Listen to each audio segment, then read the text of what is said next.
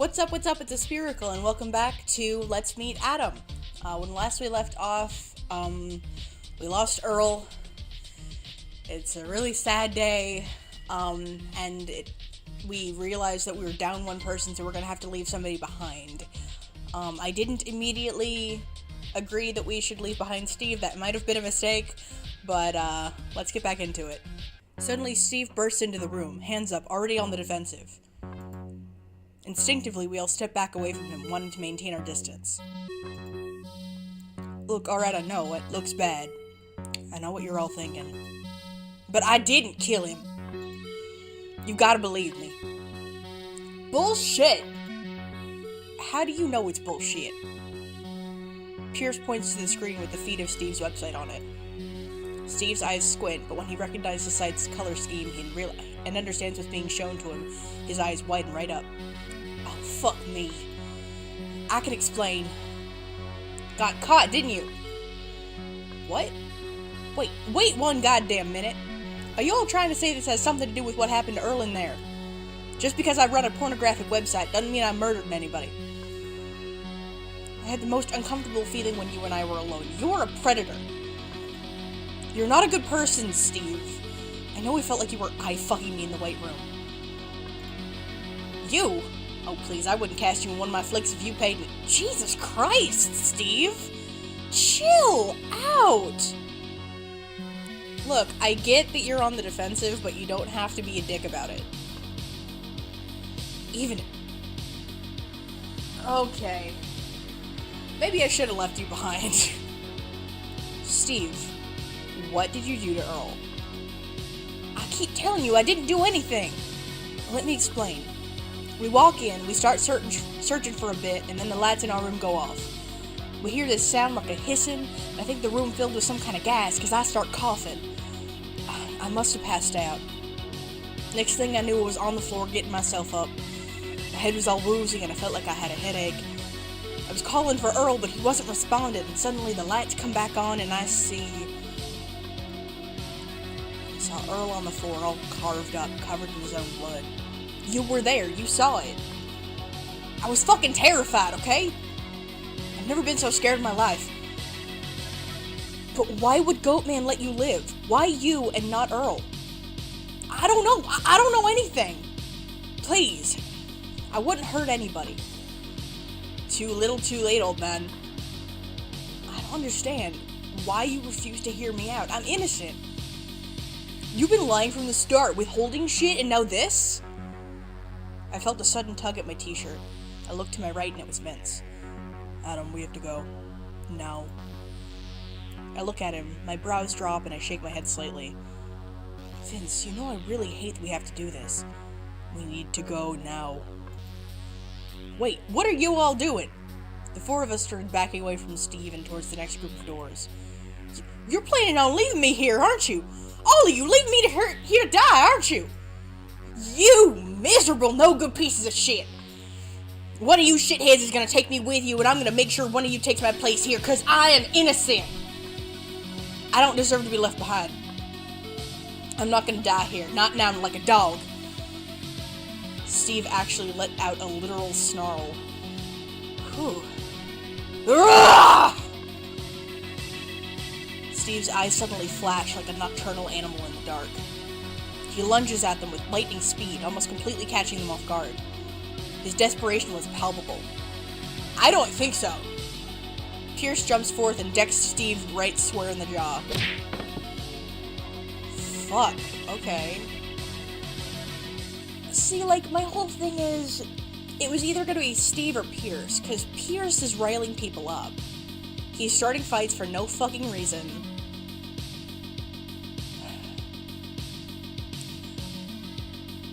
Like, okay, so what Steve said was shitty, but no more shitty than anything Pierce has said.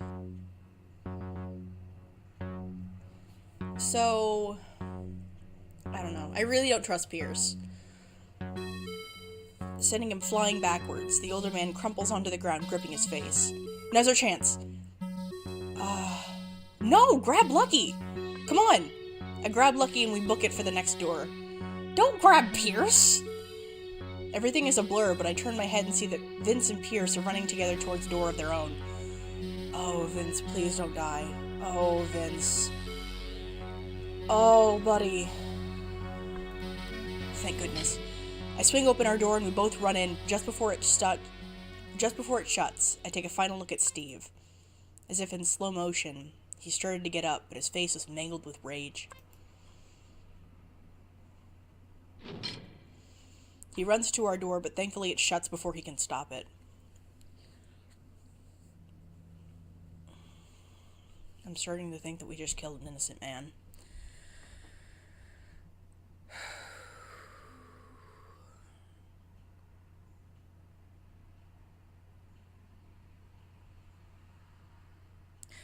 I really hope that Lucky isn't the Fly. Like, I really hope not. I don't think he would be, but he would be the person that I would suspect the least. And that's generally the person who ends up being it, is the person you suspect the least. That's why it's like, it's the butler, because you don't suspect the butler. I'm analyzing this too much. Fuck, that was close. You fucking traitors! You'll regret this! We could hear him screaming at us from behind our door. You've made a huge mistake! Picking me to leave behind. I'll get out of here. I'll find a way somehow. And believe you me, when I do, you don't want to come face to face with me. No, you boys certainly don't. No, get away from me! I said back off! Oh my god, Steve! Without thinking, I rush back to the door. Adam, wait for me! I pull frantically at the door we just came through, but it was locked. Damn it. Steve! Yep, he's dead. He is dead. He's making this fucking weird gurgling sound. Please, don't kill me, please. Please. With my face pressed against the cold, hard door, I felt paralyzed as I heard what sounded like a dragging noise. Instead of yelling, I remained completely still, careful not to breathe too loudly. Lucky tugs at me by my shoulders. The silence is so heavy that it actually had sound. Like what I'd imagined being in space or at the bottom of the ocean would sound like. In complete shock, we wordlessly walk towards the door of the next puzzle room.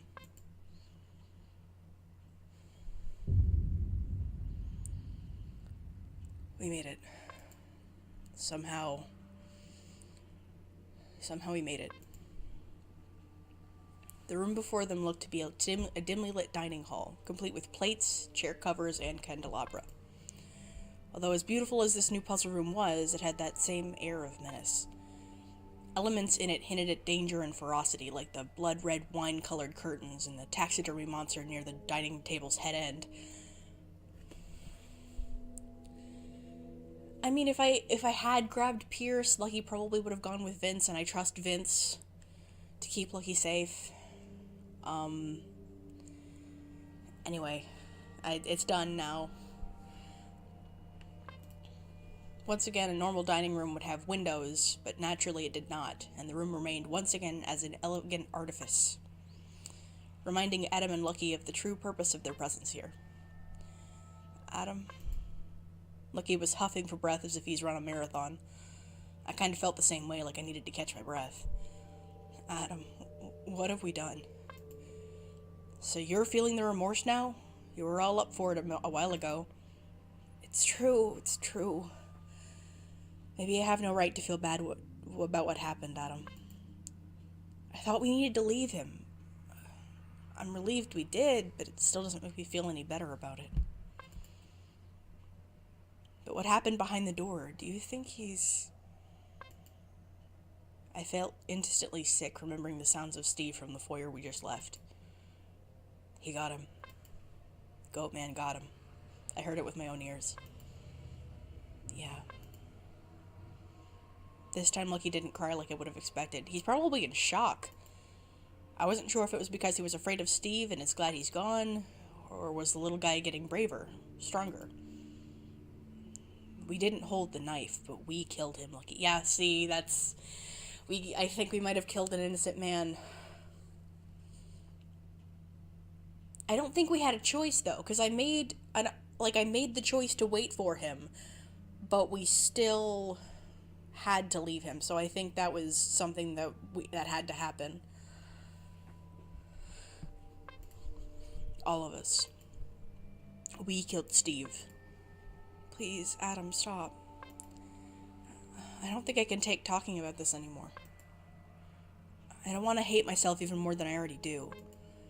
It's been a long journey, a struggle even, for me to like myself even as much as I do nowadays. Oh, I feel you, Lucky. It's okay. After today, I don't know if I can really like who I am anymore. Who I've become. Who we've become, Lucky. We're all in it together. Maybe in a way it makes it easier to deal with this. I think so too. I'm glad to be here with you all. Well, not glad to be here, but glad that in this crazy game, at least I'm here with you guys. We both solemnly look down on the floor.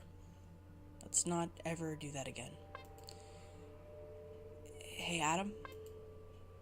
You would never leave me behind like that, would you? No. We just said we're never doing that again. He just said that. So I'm not going to be like, let's never do that again. Well, thanks. That really means a lot to me. You're something special, Adam. You're special to me anyways. Adam, can I tell you something? Don't tell him, okay? Yeah, see? I don't trust Pierce either. I don't think you should be alone with him, with a guy like him. Look, I know you guys don't get along. That's not what I mean, Adam. I can handle myself, Lexter, okay? Don't worry about me. I'm more worried about you. I'm sorry I'm not much help.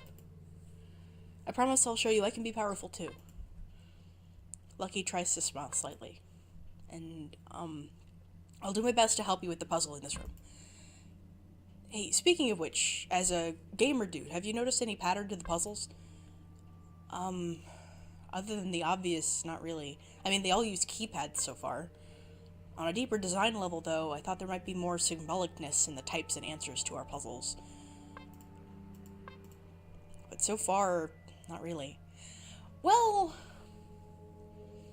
I mean, kind of, because I did, I've actually, the reason that I was able to find out about this game was the developer, emailed me. I think I mentioned that in the first episode. And they mentioned that the pink triangle symbol isn't on accident. So, first of all, holy fuck, that's creepy. But that means there's a lot more deeper symbolicness to it all, so hopefully I'll be able to catch it all. Or at least most of it. Also, the puzzles are hard, but not impossible, so Goatman is actually giving us a fair shot.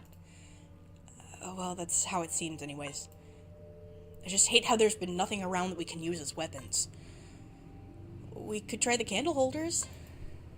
I don't think that'd do much damage, Lucky. Well, I mean, if you played Clue, you can kill people with a candle holder.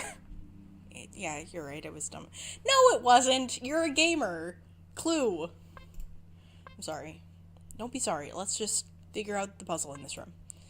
We'll have time to be sorry later. Right. Let's do this. Okay. So... It's kind of oh, man. The person who did the art in this game really knows how to use light to make menacing ambiance. Let's search the room, I guess. Table. I tried moving the tablecloth a bit and looked underneath. It was a pretty pointless search. Until I checked the underside of the table where I find a golden plaque. Frog, blank, snail, laziness. So there's a word that needs to go here. It's a frog, snail. Are they the 7 deadly sins? Like sloth?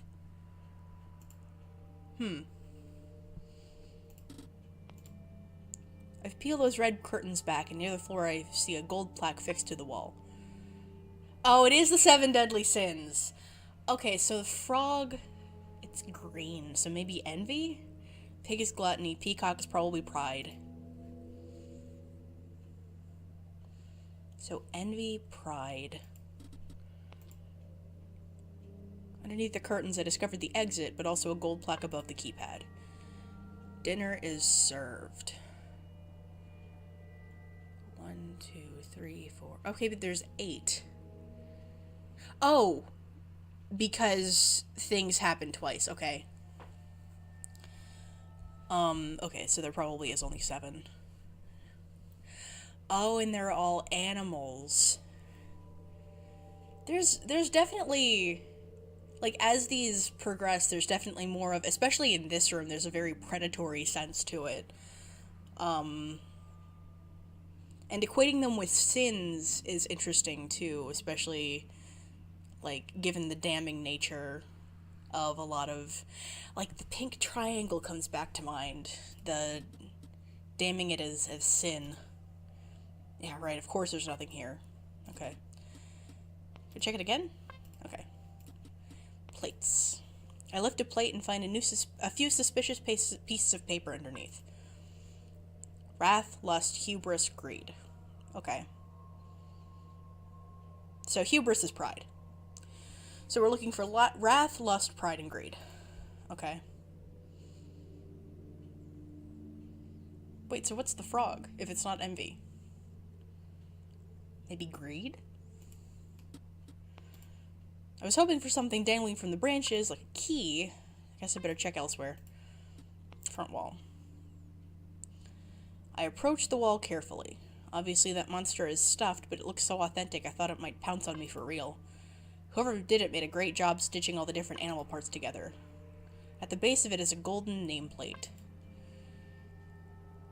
Okay, so envy is here. Envy, something and something. I don't imagine that it's so obvious that it would be in order. And I like the chimera, by the way. So the snake, the goat, and the lion are envy, something, and something. I imagine one of them is wrath. Maybe the snake? Let me write this down. I'm gonna write down everything in this game. Lion, snake. We have a goat here, too, which is interesting. Maybe it's kind of a hint about Goat Man. I hope that doesn't mean that there are 3 people who are trying to kill us. That would be frightening. Okay. Frog, lion, snake, goat, pig. Let's talk to Lucky. I'm trying my best at him, but so far I haven't found anything of use. I checked the animal thing, but it freaks me out. It's okay, Lucky, I'll handle it. Thanks, Adam. I'll try not to get in the way like I did with the puzzle room with Steve. Poor Lucky. Like, all of this could be... what is that thing supposed to be? It's a chimera. Adam. Read up on your Greek history. I think it's Greek. Is it Greek? Like, Lucky being so self-effacing and wanting constant reassurance could just be a facet of his personality, but it could also be diversion tactics to make you not suspect him. I mean, if we take my theory from last time forward now, and the theory that Lucky is trans, that makes it even more reasonable that he would be super nervous and uncomfortable around all of these cis guys. Because, like, what if they don't accept him? And not speaking from a place of, like, trans people are so insecure because, like, I'm trans. And those are fears that I have a lot. Whew. Anyway. Okay, so... Maybe we're taking the snake, like, biblically and making that jealousy. Okay. Anything? Hey, Lucky, all of a sudden, I see Lucky rushing over to me with something shining in his hands. Looks like he won the fucking lottery or something. Adam! Adam, look what I found! Underneath a loose floor tile, it was in a hidden compartment. See, there were rare times when even I impressed myself. Whoa! Good job. I don't think I would have been able to find something like that. I have a knack for accidental miracles. What is it? Oh. Oh! Okay. Synonyms. Okay, yeah. So the frog is envy. That's avarice, right? I fucking look up avarice because I forgot the definition. Avarice is greed. Okay. So I was right. And then, yeah. Peacock is pride. The fuck is the lion? So the frog is greed. That's right. Snake. Is the snake envy? Because that looks like envy. I don't imagine they would put in love as a synonym for lust, so let's flip the lion and the snake. So it is more of like a biblical interpretation of it, okay. There's pink splotches here, so let's try and... There's a blank. Avarice, which is 2 A's. That's how you spell avarice, right? Yes. Okay, so then there's a D. There's a T. And there's an E. Blank A-A-D-T-E. That's a word. So, say... So the lion and goat have lust and wrath. I was guessing the goat was wrath because of the goat man. But maybe the lion is wrath and the goat is lust? You know, making the goat lust makes that so much creepier. So maybe it is lust. My only guess for that synonym is madness. So M-A-A-D-T-E? Okay, so then it's really interesting that the chimera is here as an amalgamation of wrath, lust, and envy. Probably speaks to some motivations for this whole scenario. Alright, let's go. Here goes nothing. They're the same animals that are on that, so these are the letters that we're supposed to use. So, peacock, D, E, A, D, oh no. M, E, A, T. Dead meat. Okay. Okay! That's fucking creepy! Alright, that's fine. Everything's fine. Dead meat. Yup! Okay!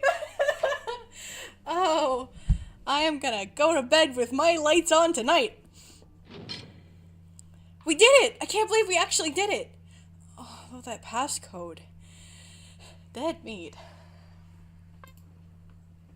I don't know why. You don't know why you feel worried about a passcode that's dead meat? Like... Lucky. Baby, I love you. I feel you. I feel like you're my brother and my kin, but, dude. I'm sure it's no big deal. He's probably just trying to freak us out. Okay, if you say so, Adam.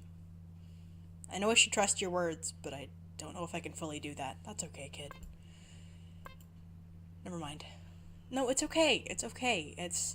This whole experience is traumatizing for us all. It's fine. I'm not going to judge you. I should try to be more positive, I guess. Let's meet up with the others, okay? Lucky nods slightly. Alrighty. Words were not shared between them as they walked through yet another dark corridor. Their steps were echoing slightly as the space before them seemed to want to stretch out farther and farther. Adam grips the door and decides to push forward.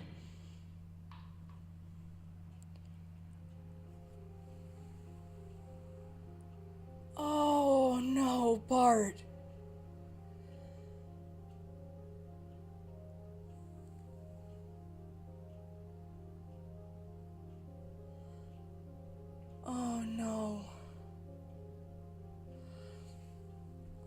The door swung open with unexpected force to reveal Bart. Holy shit, Bart! The big man was tied up to a chair, his ankles strapped to a chair leg using leather bondage type gear. As soon as he heard us, he started squirming furiously and trying to yell through the ball gag. My first instinct was to rush over and take all those contraptions off him. But before I hear another door burst open. My heart skipped a beat at first, unsure of where the sound was coming from or who might be stepping through that door.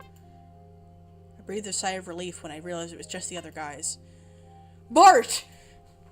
Vince yelled and must have been just as surprised as we were. Soon all four of us were inside, surrounding Bart, our eyes and jaws wide open, unsure of what to do next.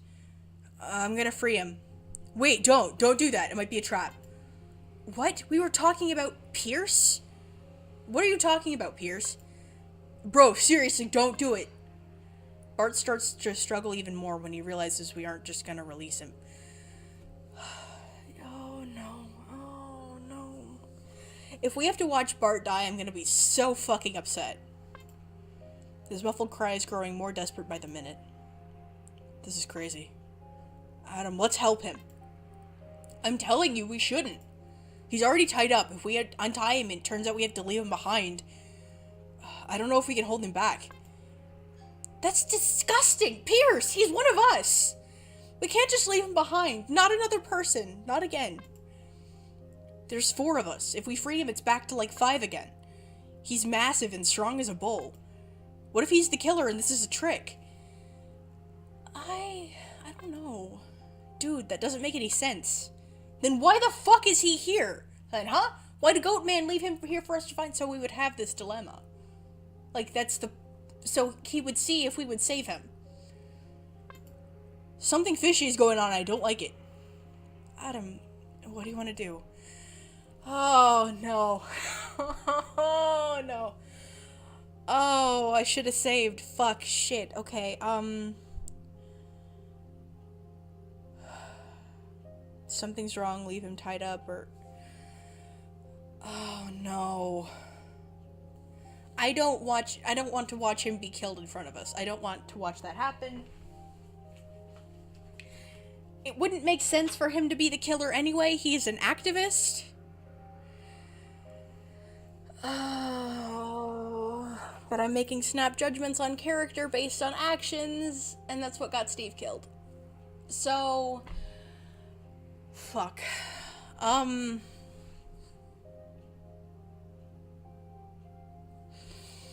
No, I have to help him.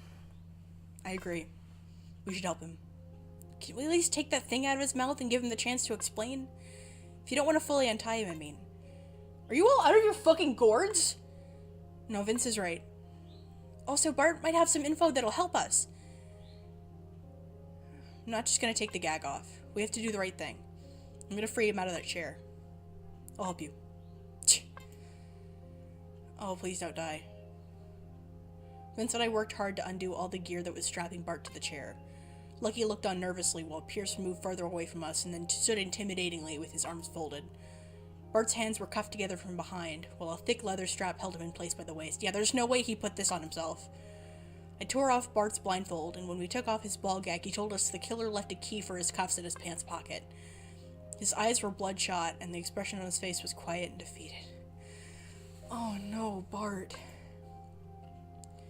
Bart started to fix up his clothing, like button up his shirt and pants, as we all watched in silence. Lucky looked away to give him some privacy, I guess. I'm sorry, Bart. Bart? Are you okay? I'm alive, aren't I? Lucky ran up, threw his arms around, and actually gave Bart a big hug. Bart gave him a small, tired one back in return. We were so worried about you. I'm really glad you're okay. Are you hurt anywhere? No, I'm okay. Surprisingly, I'm not hurt, though he did hit me. Gave me a couple of decent shots. Bart grips his furry, squared jaw and tries shifting it side to side. Man, that's rough. Bart, what happened to you? Where is Kang? To be honest, I don't know where Kang could be. But if he got taken like me, it doesn't look good. I'm pretty sure that guy didn't make it. He wouldn't have. Not after what I lived through. What do you mean? Start from the beginning. We're listening. Bart hesitates before shooting over a look at Pierce, his expression shifting slightly into something unknown. Then looks back to Adam, Vince, and Lucky and takes a deep, restless breath before proceeding. Kang and I ended up in this dark room filled with strange neon lights everywhere. It all happened so fucking fast. Not even a few minutes after we began to look for clues, the room starts to fill with some crazy gas. That checks out with Steve's story, too. Like Steve. Where is Steve? And Earl? They didn't make it. What? I explained what had happened to Steve and Earl in the other room. I told them the truth. Everything. Even the part where we left Steve behind.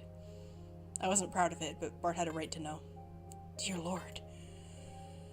This is worse than any goddamn nightmare I could have imagined.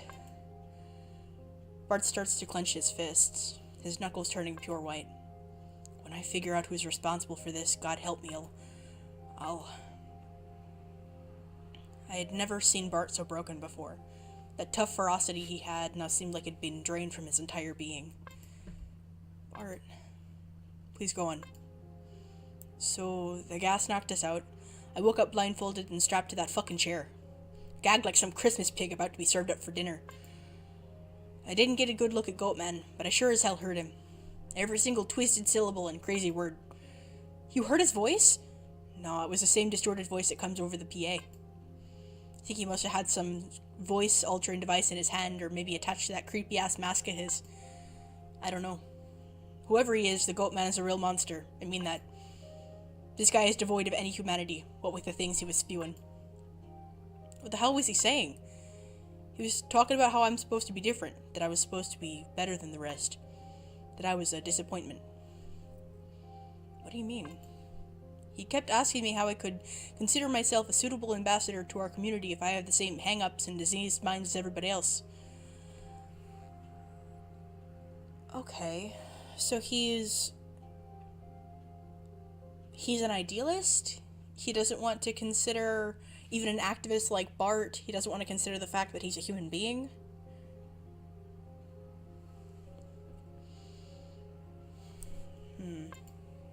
I had no idea what the fuck he was talking about. I tried to scream at him, ask him why he was projecting this onto me, explain myself, save myself, but he wouldn't remove the gag. He started to torture and humiliate me. I'll never forget one of the last things he said to me before he finally let me speak. He said, "How can I genuinely be there for others, the broken and unwanted, and say I value diversity and differences when I myself only value others like me?" He took off my gag and I just yelled. I screamed and screamed and screamed. For the longest time, that's all I could do. It felt like forever anyways. Then I just started talking, saying why he was wrong, why I'm not disingenuous, why he's making a mistake. What did you say? I don't know, man. I was ranting pretty much. I just spewed whatever came to my damn head. Guess my years as a counselor came in real handy, huh? Without saying nothing, he forced the ball gag on me again and somehow dragged my chair over to a different spot. Dropped me off here, I'm assuming. Thought I was done for. Waited in silence for what felt like hours. Was sure any minute he'd come back and just got me. That's why when I heard your voice after sitting there for so long, I just about lost it. Bart, I'm sorry, man. That's horrific that you had to go through that.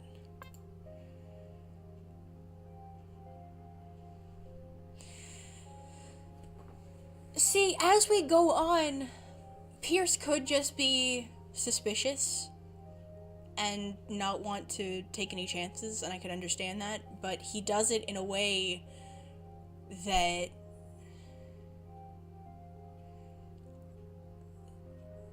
it divides rather than unites.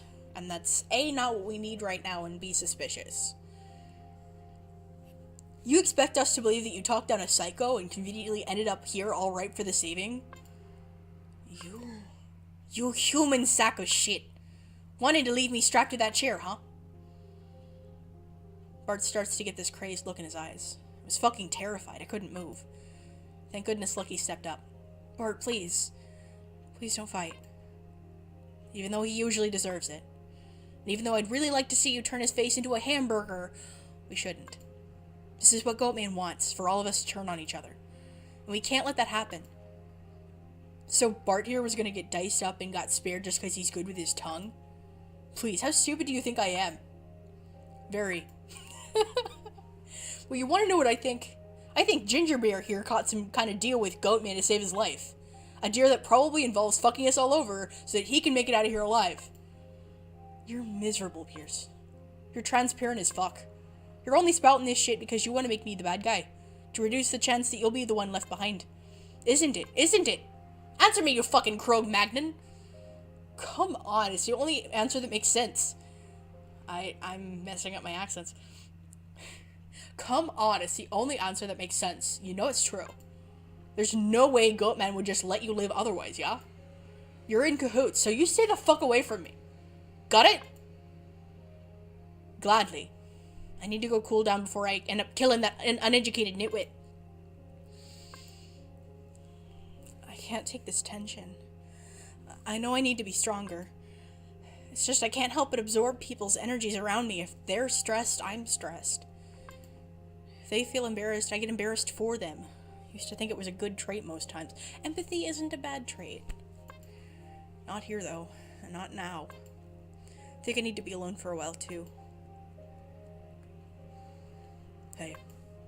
Yo. I let out a huge sigh. I think exhaustion was finally starting to overtake me. To overtake us all. Vince puts his hand behind his head and rubs the back of it slowly. I know how you feel. I'm glad we get to talk for once, bro. Just you and I for a change. Vince smiles. I feel like we've had to be apart for most of the game. Even though you're seriously the only person I trust.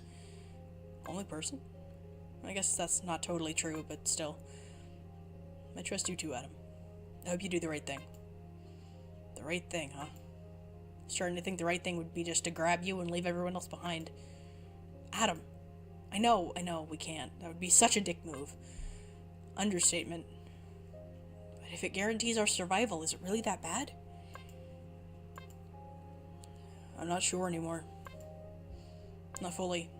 But my heart said we should help these people. I'm not so sure help is the word for what's about to go down. We're an odd number of guys again. Oh. That noise scared the shit out of me. Okay. Oh, damn it, what now? This can't be good. Congratulations, gentlemen! Those of you who've made it thus far, anyways. It's the home stretch! You'll be pleased to know that the next puzzle room you'll be entering is your final trial. See, that wasn't so painful, now was it? You're almost free! I will be the one to set you all free. Hope you'll enjoy the remainder of your stay here at Escape Mansion WeHo. And for those of you who might survive, please recommend us to all your friends. Thank you. I don't know how to feel about that. I mean, it's good news, isn't it? That the next puzzle room is our last? It seems too good to be true. Like a setup or a trap. We should be careful, Adam. I know, but I don't have a good feeling about this either. But it doesn't seem like we have much of a choice. What about that second way to escape? What? Remember? It was mentioned in the library. Oh. Wait, there was a second way? I completely forgot. I haven't thought about that until now. What do you think he means, though, by a second way? Like, is there a secret passage we should be looking for? Vince simply shrugs. Also, we need to figure out teams. Instantly, my stomach caught into a giant knot. I felt sick and intense anxiety starts to take over my body. Pick someone, and I'll take whoever you want me to. Dude, don't ask me to do this. Not again, I can't be the one. Why don't you pick your partner and choose mine this time? I trust you. Seriously, dude, it was your idea to come here, so I don't see why it should have to be me. Why can't I? Honestly. I'd rather die than be the one to choose. Is this some sort of chivalry honor thing? Because seriously, we don't have time for that. I just can't, Adam. It's part of my beliefs.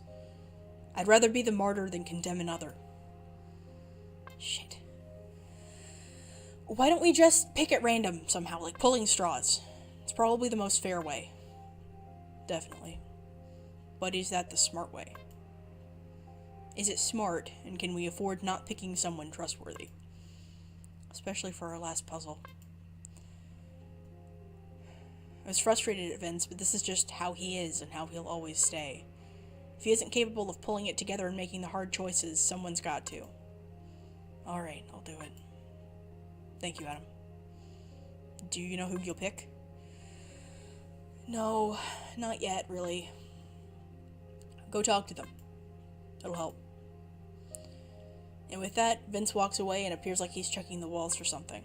Maybe that secret passageway? I sigh once more, a deep, heavy one. So do I end this here? Or do I just go through to the end and make this a really long last episode? I don't know if I can stand putting it off for another, 2 weeks. We're so close, so why does it still feel so far away? Okay. Let's talk to Bart. Bart was pacing near a corner of the room, his bear-like strength having seemed to return to him. On his face was a look of rage and frustration. If he had softened any, Adam thought, all that progress was now wiped clean. This is the return of the man Adam had recalled first meeting in the library. Bart was growling and muttering something underneath his breath. He continued pacing, but I could see his eyes gripping me as I approached. Hey, man, slow down. You'll wear out the floor. It's hardwood, you know. I need to do this. It helps me think. You gonna try to stop me? Instead of getting agitated as I normally would, I started to find that I had an approach that worked with Bart now. The key, I think, is to stay cool and be playfully irreverent. Heaven forbid. Bart stopped facing and finally turns to face me, putting both his hands into his pockets. Sorry, I wasn't trying to be a dick. Just comes naturally, huh? I was gonna say it's just how I deal with frustrating situations that piss me off. But everything pisses you off. Alright there, Mr. Actor-Comedian. Did you come here to prod, or do you have something to talk about? I just wanted to say, I believe you. Well, I believe you as much as a person can in this death game we've found ourselves in. I don't need your pity. It's not pity, Bart. I'm saying I believe you, and that I pretty much trust you. I'm sorry that those things happened to you and that you were scared for your life. It's okay. I'm scared too. Well, thank you, Adam. It's much appreciated. You know I'm not in on this murder game, right? I'm one of you. I wish I could have been stronger, somehow saved Kang. Even if he seemed like a snake in the grass, if you catch my drift. So, all I'm saying is I don't want to be left behind. That's right, you're really here, isn't it? I look away from Bart in shame. I thought I was playing it perfectly, but he saw right through it. Yeah, we're trying to find a fair and good solution to how we pick our final teams. I don't need to say it, but one of us is being left behind. Well, it sure as hell won't be me. I'll strangle the breath out of Pierce until it ain't an issue anymore, if that helps. Picking partners should be easy in that scenario, right? I fucking can't stand that guy. I know he couldn't be serious, but... Bart, chill out, dude. You're scaring me. Whatever decision is made, I'll respect it. But that doesn't mean I won't fight for myself either. You better make up your mind quick, boy. I'm dying to get out of here. What I wouldn't do for a cigar.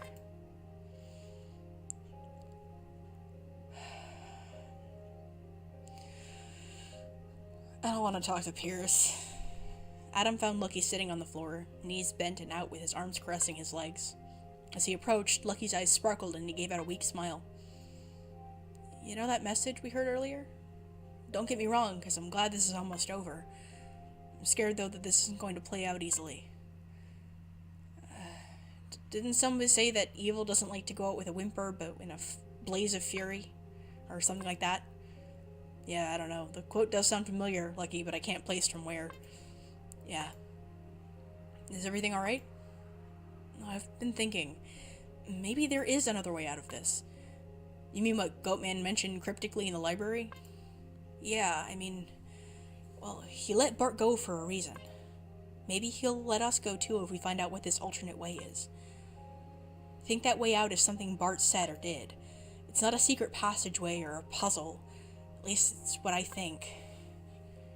Lucky was touching on something here, and I told myself to file it away to remember for later. Right now I had the crappy chore of having to tell Lucky about our group dilemma. I think you have something there. But honestly, I need to have a talk with you about something. I wonder if the other way out is defending themselves? Like, that seems weird. But, like, thinking back to what Bart did, he was put up against this impossible situation, and he defended himself. He didn't give up. He didn't, like, admit that he's a person of evil or something.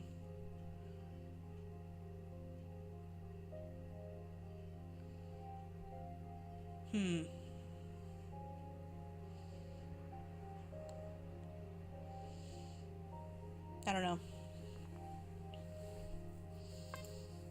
Something pretty important. It's about that, isn't it? Do you have a plan on how we're gonna leave Pierce behind? Everybody's like, okay, so Pierce is gone, right? That's... I mean, yeah, I feel you, but... As soon as Lucky said that, I felt my chest tighten. He was so sure I was gonna leave Pierce behind. In a way, I was a bit shocked about how unusually merciless he was being. Although I know they didn't get along. I have to admit, I wasn't 100% sure what to do with this situation. Yeah. Is something wrong? No, Lucky, I just... Wait. Are you unsure of who you're gonna leave behind? You're thinking Bart? Well, I don't know, but I trust you to make the right choice. Poor Bart. I need to think. Everything is so sad right now. So... I bet if we told Lucky that we weren't sure what we would do if it came down to it, he would be much more sure that it would be, like, him that would be left behind rather than Bart or Pierce. So I imagine that's just us. Can we choose to leave ourselves behind? Because, like, something that Vince said, choosing to be the martyr than to condemn someone else. We're the player character, though, so I don't know if we can make that decision. I think in this decision, that's what I would do. I would volunteer to leave myself behind. And then let everybody else go. Okay, let's talk to Pierce. Pierce was decidedly at opposite corners from Bart. You could feel how thick the tension was between them.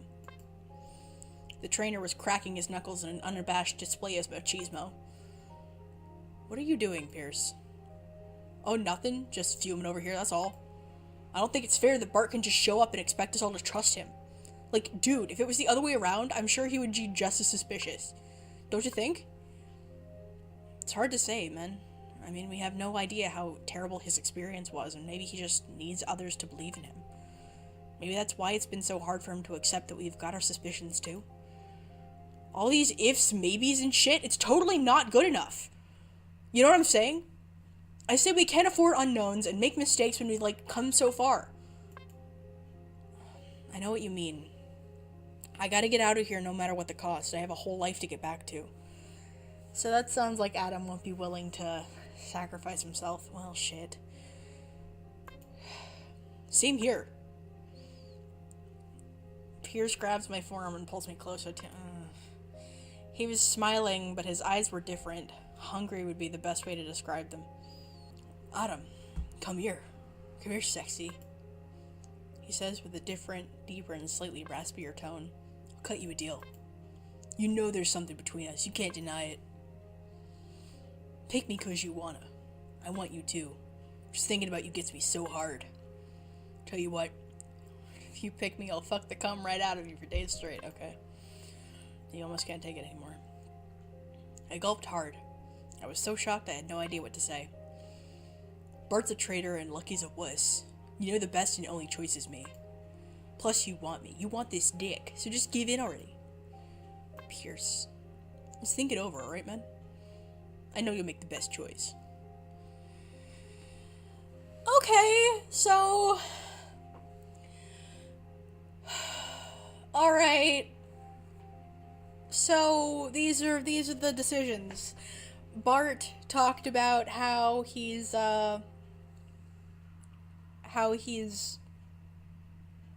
not going in without a fight, but he'll respect any decision that's made. Vince is trying to find the other way out. Lucky is relying on us to keep up our promise that we made to him in the last room. And then Pierce sexually harassed us. Cool. Alright. I'm done. I already think I've made up my mind.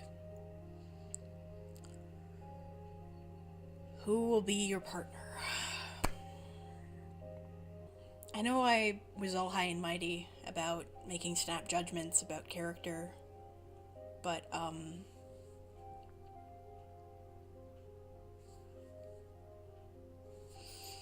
I'm not going to pick the person who sexually harassed me in the face of death. Not gonna do it. So...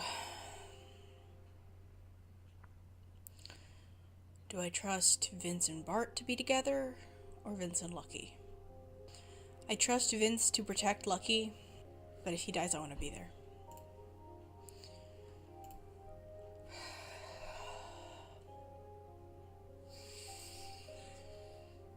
I just killed Pierce, too.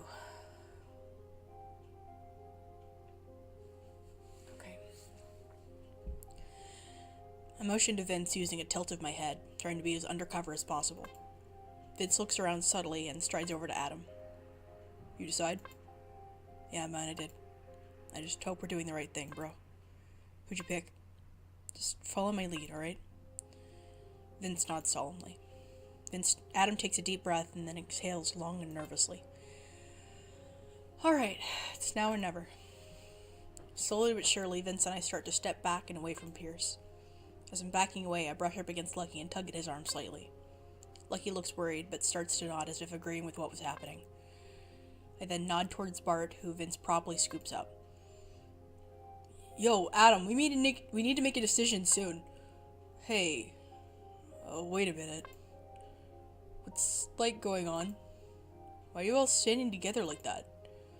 Pierce. I don't know how to say this.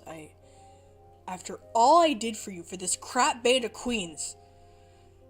See, but you didn't do shit for me. You keep pulling up this excuse of after all I did for you, and how could you betray me like that? Nobody else has that reaction. You realize that, right? I know all you thought I had protein for brains, but I helped a lot too, you know. Those puzzles, taking down Steve. You guys are the worst. The most ungratefulness. Adam, how could you turn down this? Turn down me? You're planning to leave me behind? Truth is, I can't let that happen. Drops of sweat seemed to be beading all over Pierce's exposed skin. Could sense the heat rising. His eyes, they were transforming into something animalistic. Adam, you're coming with me. Pierce said this with a dark sense of ownership and finality. Before I could even think, Bart swoops in and grabs Pierce by the neck and shoves him up against a wall. The two guys were grunting and struggling. First it seemed like Bart was trying to choke him out. I hear Bart roar in pain as Pierce moved his head slightly and chomped down on Bart's arm. Struggling for breath, Pierce starts to clamp his hands on Bart's neck and face. You son of a bitch! Like it was nothing. Bart firmly lifts and slams Pierce against the wall once more, ending the motion with a sickening punch to Pierce's gut. Holy shit! Bart, what the fuck? Pierce was a big guy, but Bart was bigger. I think we all stood around in shock at how strong Bart was. To be able to almost KO a guy like Pierce in one shot was crazy. Idiots, what are you all standing around for? Now's our chance, let's move! Oh, right. I mean, it's an adrenaline thing. I'm not surprised that Bart was that strong. We all ran to our doors and swung them open as quickly as possible. As the doors start to shut, I look back at Pierce. I don't know if anyone else felt it, but I did feel a small pang of guilt. I mean, I feel guilty for killing a man, but I also don't want to be alone in a room with this guy. I also don't want Vince to be alone in a room with this guy. So, I still think we made the right decision. Maybe not the right one, but the best one.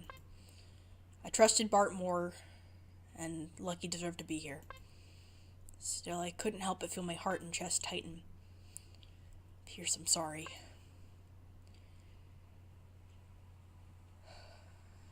I felt terrible. I couldn't help but drag my feet a little in the narrow corridor. I was so out of it I kept bumping into the walls on either side of us. Neither of us spoke the whole time, and I refused to head back to the door only to hear another one of us get slaughtered. I just want to get out of here, to get home, to get back to my normal, amazing life. Was that too much to ask for? I have so much to live for. I can't let it end this way.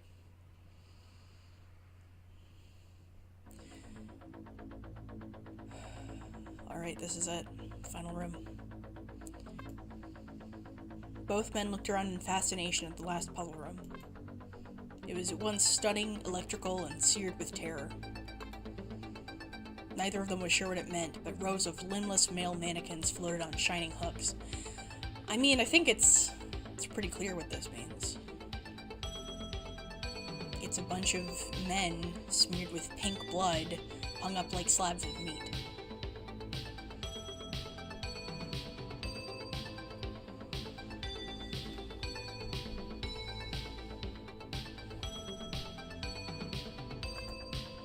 That all-too-familiar pink ooze dripped from their necks as a warning. Beneath them were several floor drains, though what were they for? Adam shuddered at the thought. I'm sorry things turned out this way, Adam. But at least you're right. We made it. I want to smile and jump up for joy, but I just can't bring myself to do that. I feel like to do that would be to, dishonor Earl and the others. Does that make sense? Yeah. I get what you're trying to say. The thing is, we haven't made it out of here yet, Luxter. It's probably still too early to break out the champagne. That's true. Adam? You know what? Maybe I shouldn't talk like this, but I can't wait to get out of here. Want to hear about the first thing I'm planning to do? Well, I want to tell those close to me that I appreciate them. That I'd really be nothing without them. They keep me strong even when no one else thinks I can be. I'm going to be a stronger, braver person from here on out. I don't know what lesson we're supposed to learn here, so I'm going to make one for myself.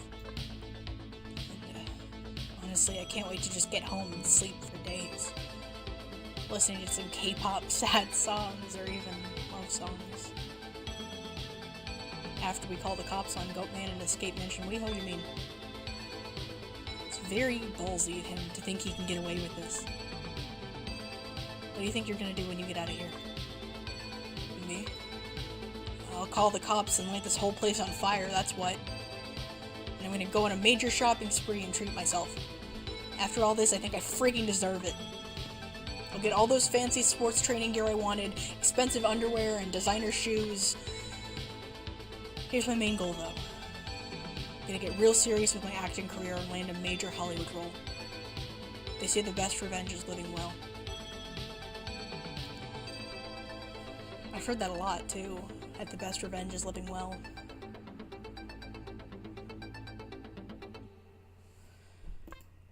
Yeah, I've heard that one before. I definitely believe it, too. I've been nervous about one thing, though. I wonder what time it is, and how much of what we have left. I know, seriously, I've lost complete track of it. I have no idea how long we've taken so far. I guess that means we should hurry. I'll be honest with you, Adam, when I'm rushed, I start to panic. So even if we hurry, I'll have to keep telling myself we still have lots of time. I hope this last puzzle isn't too difficult. Though I bet it is. I get that feeling too. What kind of puzzle would a room like this even have? Where do we even start? This room feels, it's hard to explain, but it scares me the most of any of the other rooms. What's with all those statues? What does it all mean? I'm starting to think there's a meaning behind everything, behind all this. I wish I was smarter to figure it out. It's just scare tactics. Goatman is sick in the head. All this would only make sense to an absolute lunatic. But I believe we can solve this. I know we can get out of here. You're right. I believe it too. Nothing can stop us if we work together. Oh no.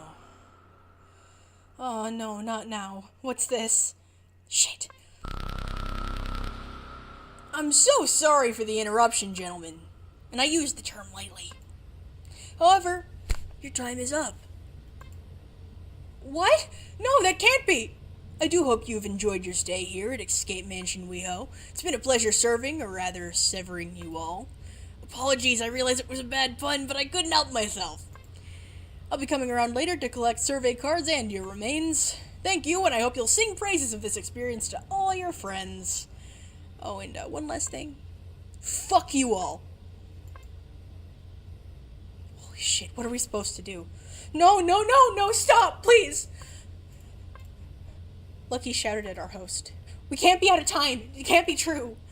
Lucky, the door. Come on, let's try and fucking bust out of here. Something. Anything. Adam and Lucky, in a state of frenzy, were about to rush to the door when a strange sound snatched their attention. Oh no. Oh, it's the gas. Adam, do you hear that? Oh my god, what is that? It's gas. Some kind of toxin. Don't breathe it in, Lucky. I think I might have already. We can't hold our breath forever. Adam, what do we do? Adam? Adam, stay with me. Adam, don't leave me, please. Adam! Shit. Oh no, did I fuck up? I fucked up, didn't I?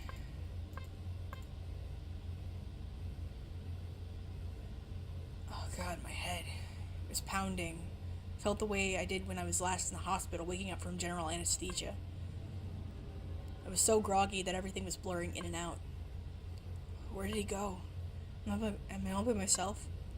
The thought instantly shot feelings of dread and terror. Oh no, Lucky.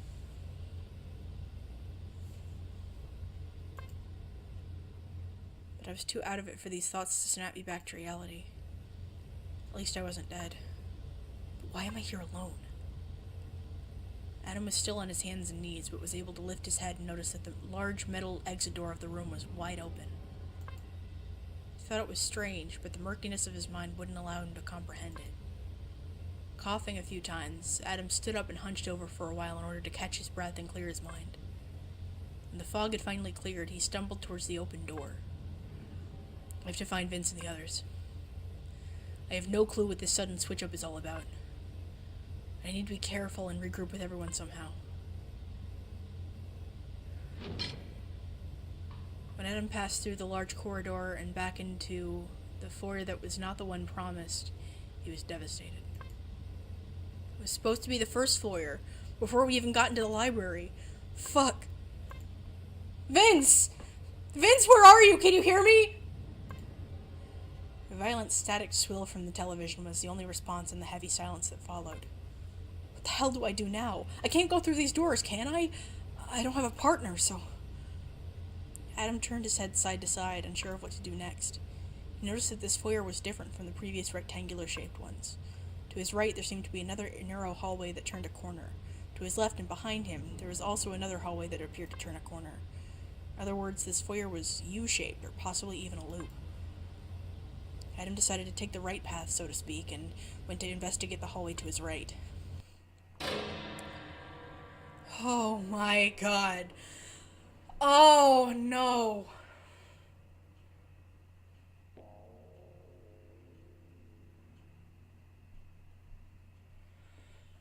Oh no. Oh god, no. As Adam turned the corner, the large man in the goat mask turned his head, and only his head, toward his prey. The goat man did so in an eerily statuesque way. He did not move, although the reflected light on his kitchen knife flickered maniacally.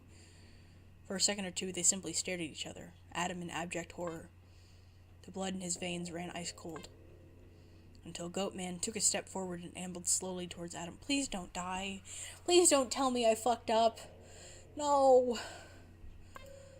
The hand that held the knife clenched even more so in preparation. Get away! Oh, shit. Oh, no. Oh, fuck. How do I fight him? I don't have any weapons. I have no idea how strong Adam is. Wait, okay. Okay, try to think about this logically. So what did Bart do to spare his life? He fought. But if I run down the other side of the U hallway, there might be another door, but it might be a dead end.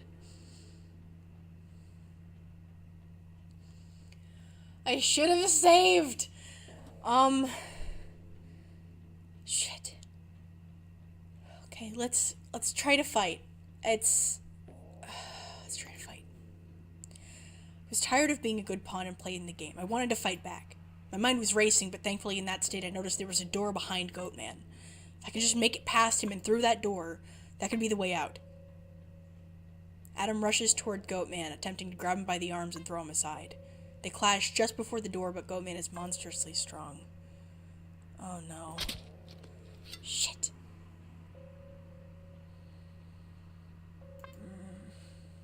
A sharp, blindingly hot pain seared through Adam's abdomen. His eyes met Goatman's as he realized the whole blade had pierced him through. Any fight Adam had drained away as Goatman twisted the knife and a waterfall of blood poured out of Adam's stomach. He tried to say something, but only dark red blood poured out of his open mouth. Goatman stared unwaveringly, holding Adam firmly in place. Adam's vision started to go, and finally, absolute darkness overtook him completely. A low, guttural, and distorted voice growled from underneath the mask. Nice to meet you, Adam.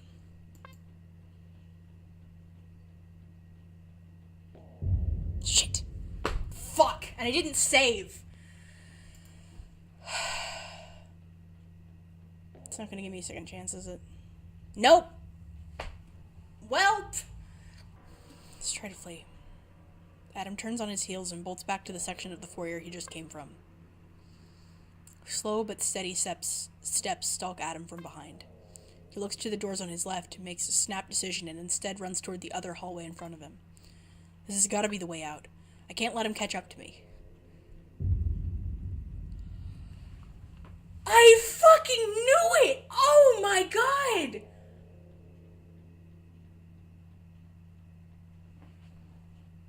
It was the Chimera. There were 3 of them.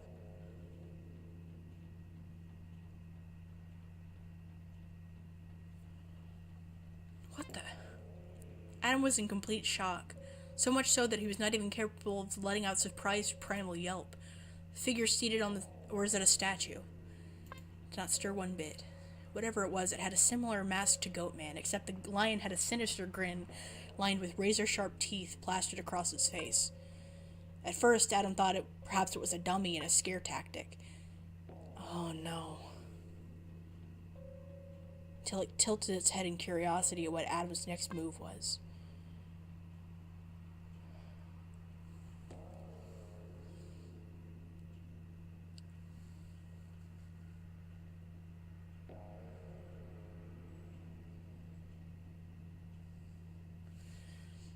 If we flee, we're gonna run back into Goatman. Let's fight. I can't turn back now. I'll just have to force my way through. It becomes apparent that the hallway adjacent to the lion is his only hope. Adam suddenly rushes towards the lion, who seems surprised and tries to get up in time to meet and stop him.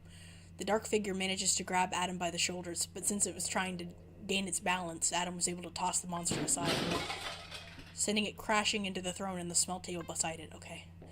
Adam had a satisfied smirk on his face, but didn't have the time to look back and indulge in his victory. The hallway led to a singular door.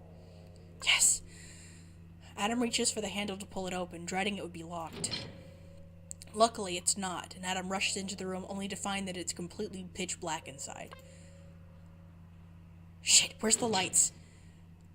Damn it. The door had locked itself behind Adam. He pulled at it, but it wouldn't budge. Maybe this means I've lost him for now. Adam stumbled around, feeling the wall closest to the door for signs of a light switch. Unfortunately, his relief would not last the snakes in here. Oh, no. No. The room had started to fill with the same knockout gas as before. He felt completely trapped and bewildered. Why are they doing this to me? Adam tried covering his face with his hand and shirt, but eventually he could feel his consciousness slipping. Adam slumped to his knees crying and then fell over completely, passed out cold. After what felt like hours, Adam starts to drift back into consciousness. The dark, suffocating weight of wooziness was finally lifting. However, things didn't feel quite right. Not only was he incredibly tired, but he felt like his muscles... Oh, no. His muscles were constricted. Everything felt sore. Everything felt tight.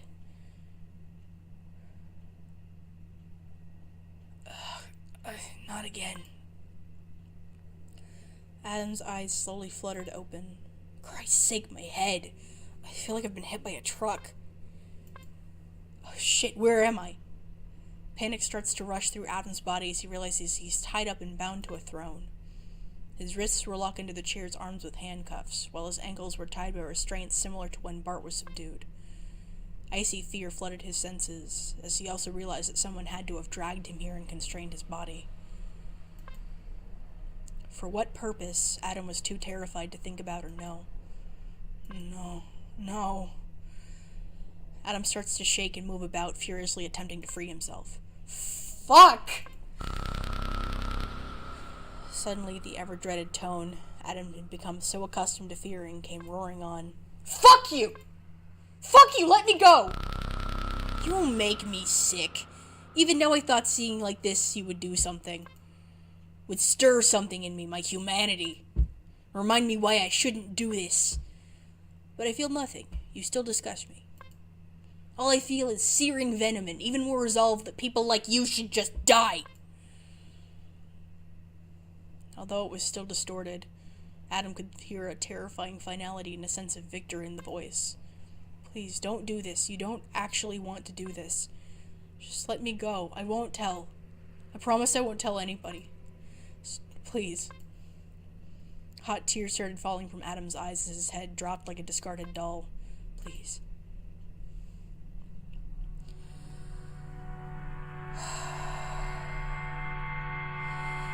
Oh no.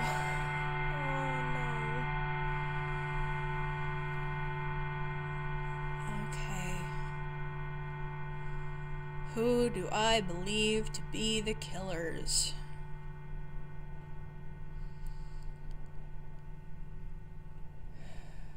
Okay, so I've been thinking about this. So presumably, there's a goat and a lion. Is the snake the gas? Is that the hissing? So is there just two of them? And I've been thinking about the sins that were assigned to the lion and the goat. Lust and wrath.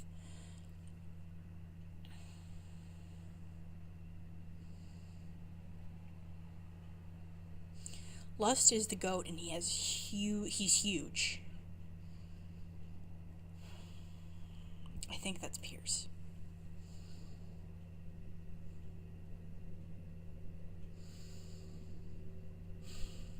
And then wrath is the lion. We heard sounds behind the door, but that doesn't guarantee that Steve is dead. We would presume that Steve is dead because we heard gargling noises and we heard a body being dragged away and we heard stabbing. But that could be acted.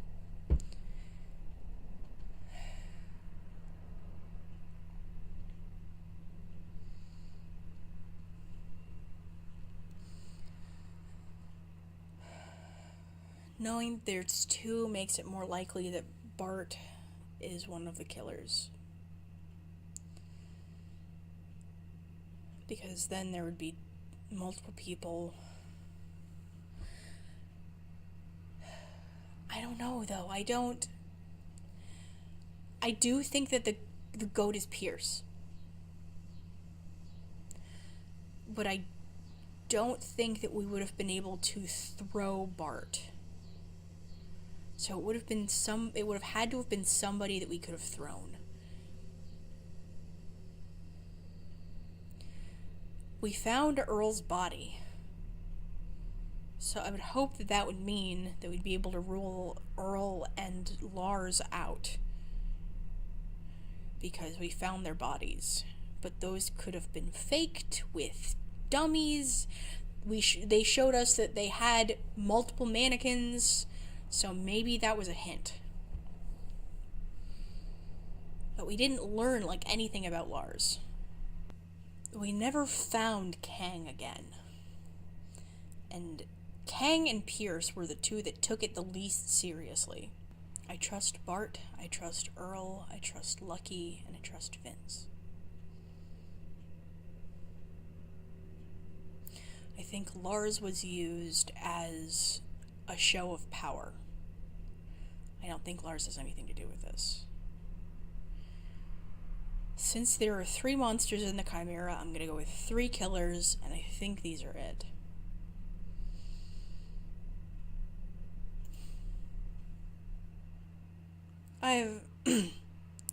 Correction, we've heard enough.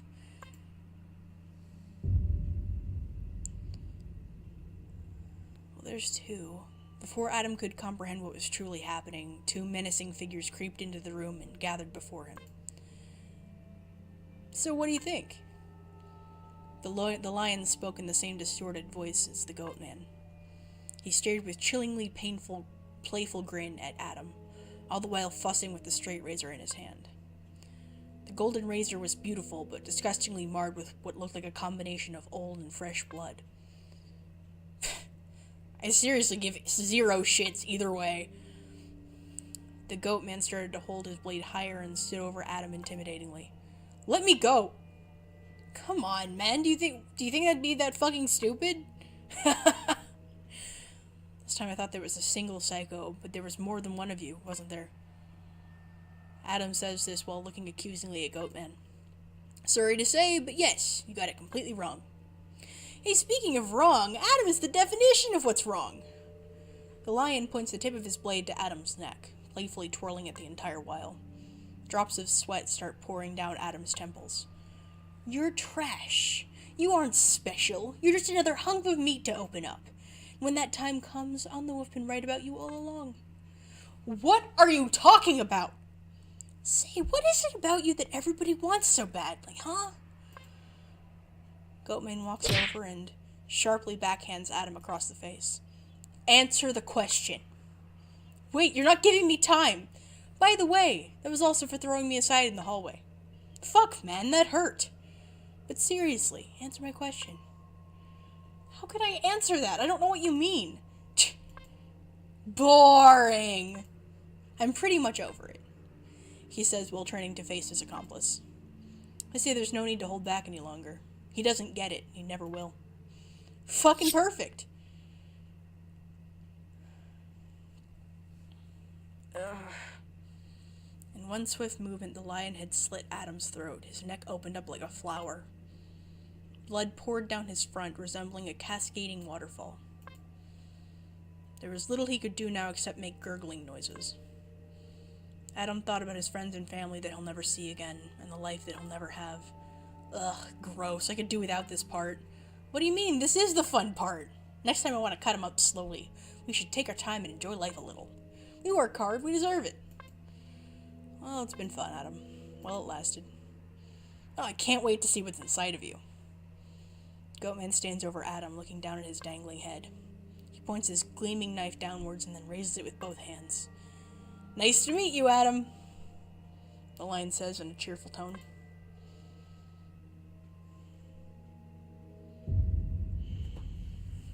Okay, what if it's Vince?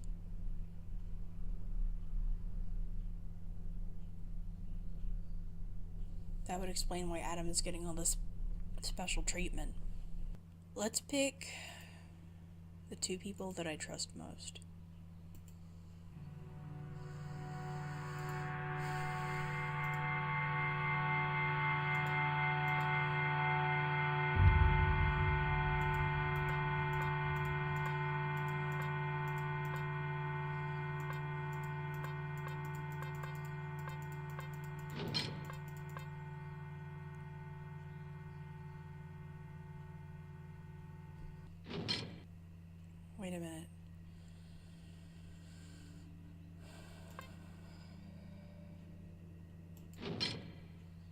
Suddenly, those large double doors to the right swing open. The sound shocked him.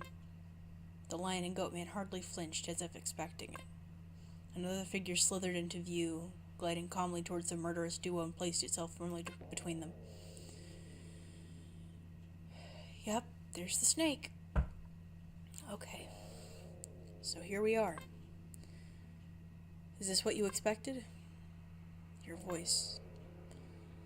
Unlike the others, the man in the snake mask did not have his voice disguised. It was familiar, but Adam couldn't quite place it. All the masks are equipped with voice alteration units. I turned mine off, because, frankly, it doesn't matter anymore, does it, Adam? Oh, and speaking of masks, can I take this damn thing off already? Not without permission. It's fine. Like I said, it doesn't matter anymore. Thank God.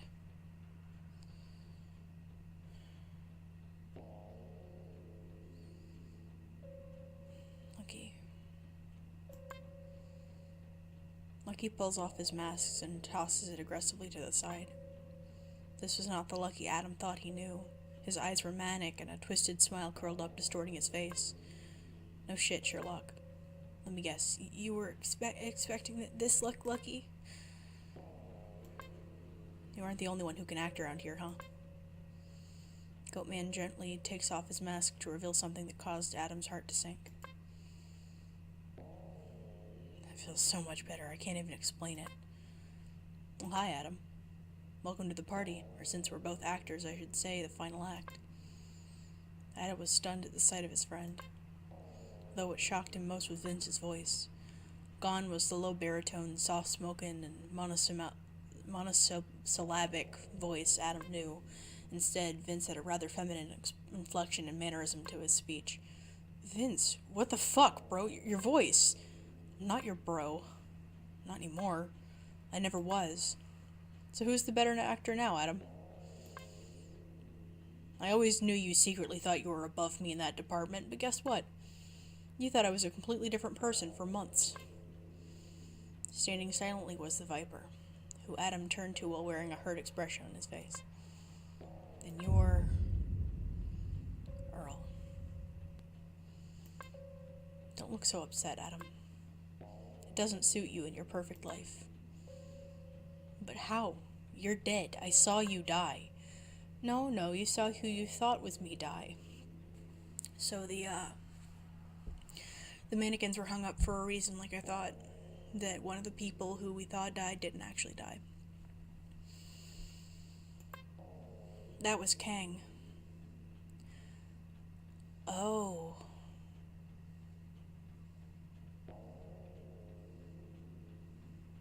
Oh.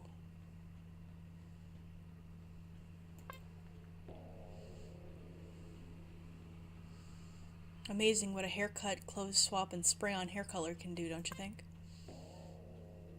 I had to carve out his face so no one could tell the corpse wasn't mine. I made him pay, and it was righteous.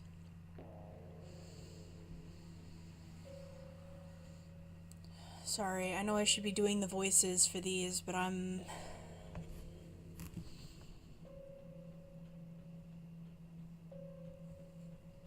should have guessed, because in retrospect, it makes sense, because Lucky was the person who was putting the effect on the whole time to disarm you. And I was hoping against hope that it was genuine, but I was wrong.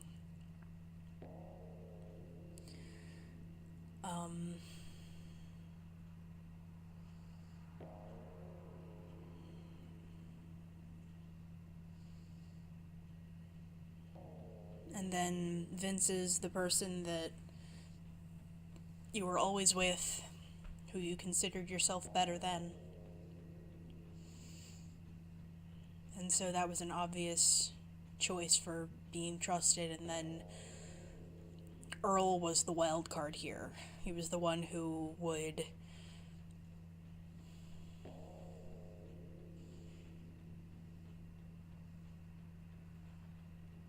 kind of throw himself under the bus, I guess, and see if we would trust him. And we did. They got us good.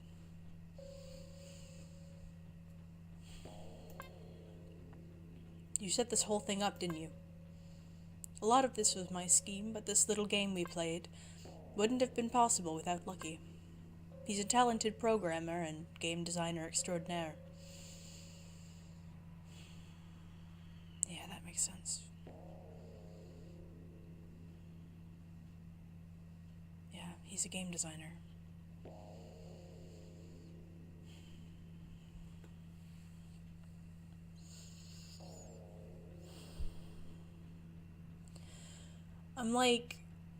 I'm almost hurt because I did project so much of my own personality onto Lucky, and that was part of what made me trust him so much.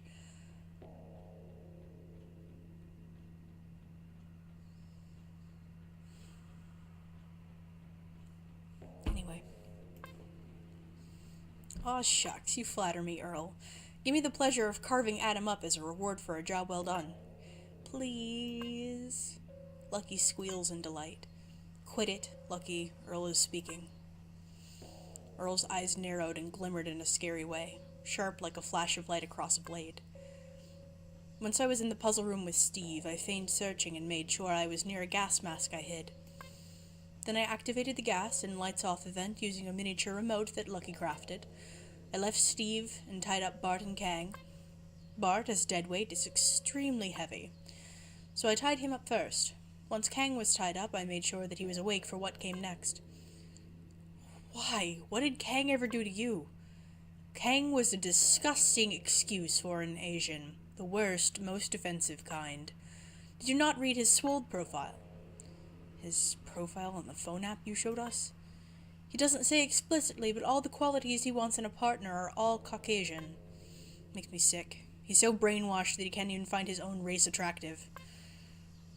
As a Hawaiian, I agree with Earl. He needed to die, and those like him too, in the most brutalized way.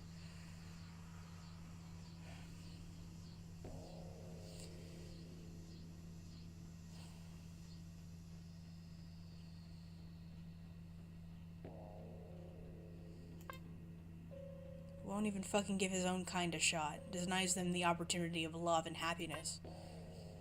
He bought into this false ideal that white men are the pinnacle of gay attractiveness. He's not a fucking idiot, he's not oblivious. He chose to feed that beast. The Swold app has a very special feature when you pay for its premium membership. You can view his metrics. Based on demographics, it was clear he neither sent nor replied to messages from anyone that was Asian. 90% of the time, he exclusively only messaged and replied back to white guys, even though he claimed on his profile to be open-minded. That pathetic, self-hating fuck. No, I wanted to see him beg for his life, trying to lie his way out of this. I also needed a body double so I could run things from the shadows. Kang was the perfect candidate. Same skin tone, almost same height, but a single fatal flaw that he was destroyed for. And justly so. Who was this person?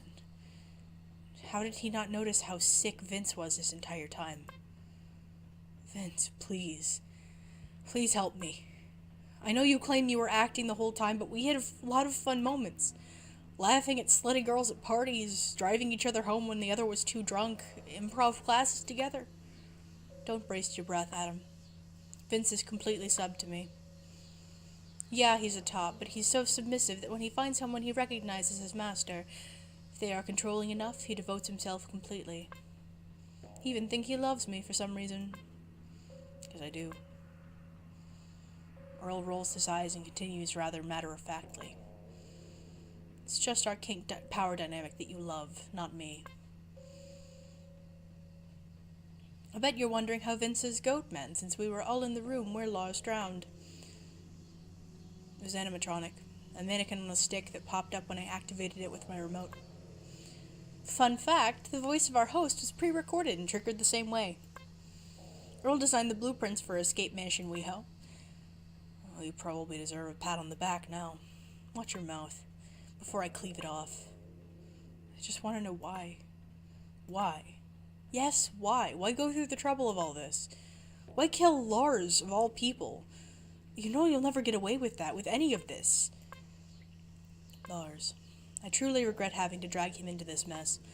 We truly did research to dig up dirt, but I can truthfully say he was a good man. It's a shame he had to go. But we had to destroy the glowing symbol of what Lars represented. Lars was a peerless man, unreachable. Unfortunately, he represented the apex of white perfection. Of physical perfection, tall and buff. Of masculinity and manly perfection. I can't have him as the shining gold standard of what every gay man accepts as the only thing they should pursue. Small-minded as most gay men are, what happens to those who do not fit into his mold? Will they find acceptance? Will they ever find love? Of course they will. Love and acceptance start within. If you love and accept yourself, the rest follows. Believe me, I know. It took a long time before I loved myself. You mean fell in love with yourself. No, I mean love who I am. You think my life's been easy, and maybe it has compared to others. But I had to work at it hard, like everyone else. Humans and higher mammals are the only creatures that require affection. Do you know what happens when a person, or even a stinking chimpanzee, is isolated, without interaction, affection, or love for an extended period? Their minds break. Insanity, and in extreme cases it leads to suicide.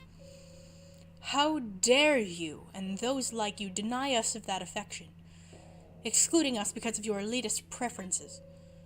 You're murderers yourselves. Why should we die? Yeah, duh. Let's kill the ones causing the fucking problem instead. You're insane. All revolutionaries were considered insane until they brought change for the better. Earl taught me that change isn't something that comes gently like a sunrise. It's a violent, chaotic force, like a volcanic eruption that changes and then reshapes the world around it. People will see our point. Minds will change, acceptance, and soon love will be attainable for everyone. But first, we need to set examples.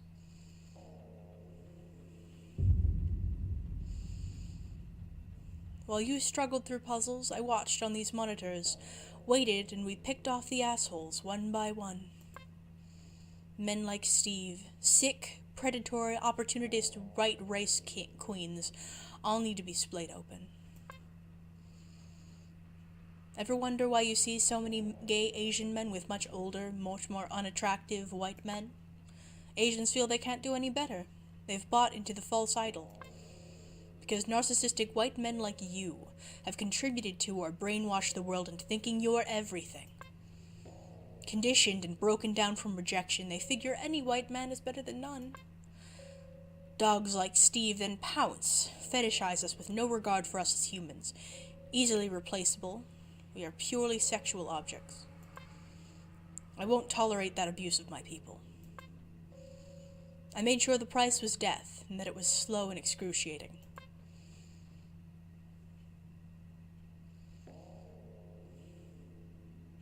I took care of Pierce myself, that muscle-bound pig-hound. Do you see that shitlord's swole profile? What a miracle turd of a person to be able to embody all of the things we hate. Notice how he didn't bother treating me like a person because I was fat? That I didn't deserve to live because I'm an undateable subhuman blob? It was everything to see his blood pour down his juicy, muscular pecs. For a hot, stacked bodybuilder, a real man to cry and beg pitifully for mercy from a troll like me. It fucking turned me on so much. I had to jack off and made him watch. I hated him. I hate all guys like him. I'll take care of Bart. Bart? Adam's heart soared for a brief moment. He's not dead yet. Not yet. He's tied up in another room. Why bother to release him last time if you're just gonna finish him off now? Well, he said a few things that convinced Earl he may not be a complete lost cause. A momentary lapse of judgment. But we all know Bart is no saint, even if he works at the community center. He preaches tolerance and equality daily, but once again we saw digital proof of his sins. He thinks he's the ultimate in masculinity by being some fake, on-trend, lumbersexual flunky.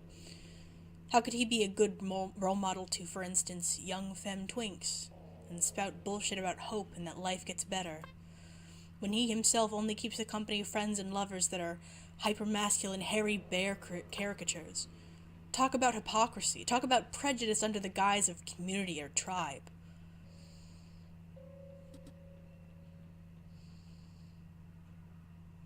He's not perfect. He just has a different perspective than you all. Your views are so harsh. Have you considered, let's say he's in the wrong, that he hasn't been exposed to a different point of view? He may not have the thought of it. You need to give people a chance to make things right, especially if you think they did wrong. Since you're so sure of yourself, let's switch gears and talk about you. You're the star, the key to this whole thing. Adam gulped. Hearing that he was the star made him sick to his stomach. The situation was dire, and one slip, one wrong comment, and it would be over. Whatever it is you want from me, I'm telling you you're wrong. Just, please don't. And if it's something you need me to do, sorry, but I just won't help you with your fucked up plans. What is it about you, Adam, that everyone wants, huh? That 2 million people around the world are so entranced that they need to follow you. You're so fucking vapid. Does that make you proud to be a product of substance? That 2 million people around the world want to fuck you? It's good to know that you have such value, that you're more than what's on the outside. Earl's speech was dripping with venomous sarcasm. It was so acidic that one could imagine it burning holes in the floor. Yeah, I want to know what gives you that special something, that it factor. I can be charismatic as fuck, but no one will look at me the way they look at you. It can't just be because you're hot, because there are tons of hot douchebags everywhere, but you with your 2 million fans, you must have something special inside that separates you from the pack. If I carve you open, will I find it? Will it be there in your chest or gut shining like a gem I can hold? Maybe I can absorb it and my life can get a little more perfect too. It'll just be walls of meat, bound by sinew and fat. Just like all the rest. Lucky, there's nothing to Adam. He has as much integrity as soul as a fucking balloon. His value is merely projected onto him by others because of how white, hot, built, and masculine he is. It's not true. Hey, Adam, do you have any non-white friends, you fucking piece of shit? Yeah, do you have any pals who aren't muscular, CrossFit, bro-teen, drinking fucktards? We saw your Nowgram, and all your pictures are like that. Of course not. He's so obsessed with image that everyone around him fits his persona on Nowgram that he can't be seen with anyone unlike him. Vince, you were my friend. You aren't white, you weren't even outgoing, and still I felt like there was something there. We could be friends. Liar. I know exactly who you are. You're one of those homophobic gays, so damn insecure that you can't have friends or especially lovers that aren't straight acting. That word disgusts me.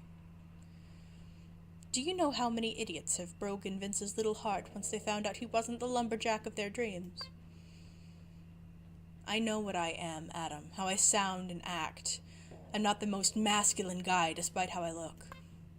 I know you'd be embarrassed and never would have brought me around if I'd been myself. That's what I thought. You only kept me around because I could help your career. That's not fair, Vince. But that's what it is, isn't it? You're so used to people worshipping you and getting your way that you've become completely selfish. You are the glaring example of what's wrong with our entire gay culture. But you are also extremely visible. So even you can be useful. What do you mean? Once we slaughter you, we'll post your various remains onto your Nowgram account. We'll also use your fanbase to showcase Kang's, Pierce's, and everyone else's as a warning and a statement. 2 million people will learn fear, and either change their hearts or cower, because we will be coming for them. I use Steve's website to showcase his own demise, and of course Lars's death will gain media attention. This isn't an isolated event. This is a revolution. We'll kill until there's no one left but our supporters, and the world has shifted towards accountability. You'll never know what it's like to be ignored, passed over, laughed at, shunned, because you can't help your body type. My genetic inferiority won't be something that keeps me from a happy life. All you gay, white, 6'3", muscular, masculine shit-eaters won't be worshipped anymore. Stop! Stop it! You won't get away with this. We most certainly will. No one really knows any of us are here tonight. There are no records, no books. Once we're done, we'll set up the mansion to burn down in flames. It'll look like an electrical fire, and no evidence will be left. By the time anyone realizes any of you will be missing, they'll think you all died in an accident. That'll give us enough time to disappear back into the abyss. Then we'll post all our footage and pics, like I mentioned, thus shocking the global gay community into re-evaluating itself. But by then, we'll be impossible to find and have set up shop somewhere else. Well, we'll devour another set of men until everyone finally gets it. So what do you think? You should be honored to be part of something this monumentous. Time seems to stop for Adam. He closes his eyes for a second, and when he reopens them, they glimmer with wetness from a layer of tears just above the surface. How will he handle this? Be fierce, speak calmly and genuinely, beg and plead.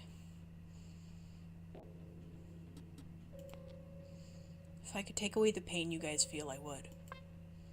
I don't know how I didn't see it there before. Anyways, it's getting late, and the night isn't as fresh as it used to be. Don't you agree, Adam? I'm sorry.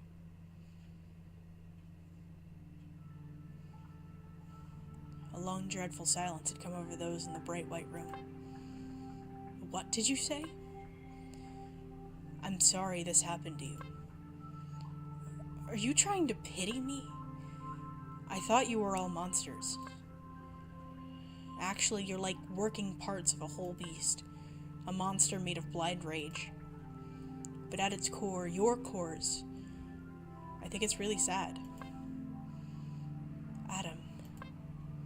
Not that you're sad, it's sadness. At the core of all of this is sadness.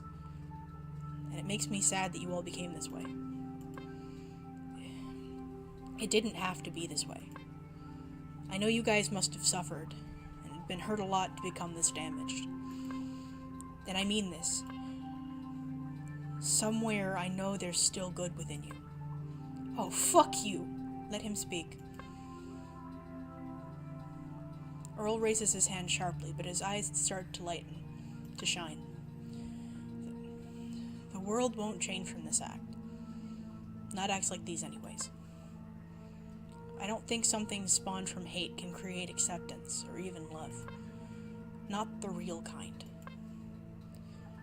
I just don't see how you can love something because you fear not loving it. People need to be shocked into taking notice. You can't just coddle them into acceptance.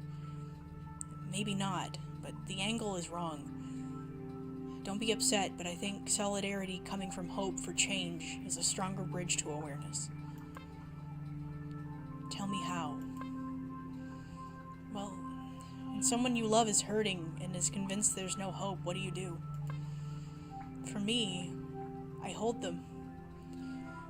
I hold them tight and I don't let go until they listen and accept my comfort. They'll struggle and cry, but eventually being held is enough. It's enough for them to see that very hope. That things will change, that things do get better. Instead of holding the community with a knife, hold them tight like a friend you don't want to lose. Tell them why they need to see that change through so that they can be happy and move on. And then so can you.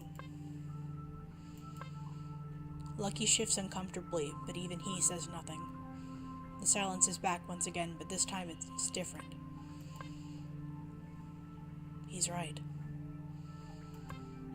What? You can't be serious!